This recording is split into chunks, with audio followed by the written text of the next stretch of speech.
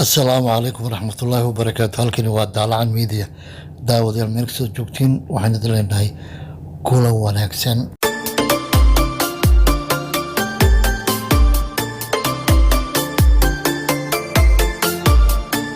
ciidanka Uganda ee qaybta ka ah AMISOM oo loo soo diri doono koox ka wacyigelisa caabuqa coronavirus.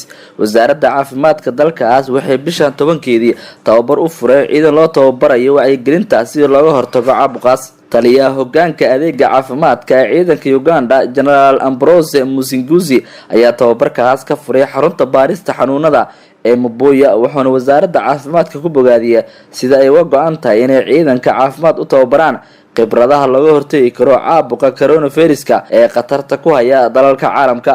wuxuu intaas ku daray in ciidanka Uganda ay qaybta ka ah waajibaadkooda shaqo inay ka falceliyaan gurmadka degdega iyo taageerada si dadka loo badbaadiyo. taliyaha hoggaanka adeega caafimaadka ee ciidanka Uganda waxa uu sheegay inay jiri doonaan tababaro kala duwan oo ciidanka lagu barayo qaabka looga hortago faafiska caabuqaas. mar uu ka hadlayay haddii ciidankaasi dhameystaan tababarka, waxa uu ka shanqariyay inay noqon doonaan kuwa sii tababara ciidanka kale ee ku sugan qeybaha kale ee dalka Uganda. dhinaca kale, taliyaha hoggaanka adeega caafimaadka ee ciidanka Uganda General Ambrose Musinguzi waxa uu xusay xubno ka tirsan ciidanka la tababarayo loo soo diri doono Soomaaliya si ciidanka Uganda ee qaybta ka howlgalka AMISOM uga wacyigelinayaan khatarta caabuqa coronavirus-ka oo dhibaatooyin badan ku haya dalal ka mid ah caalamka.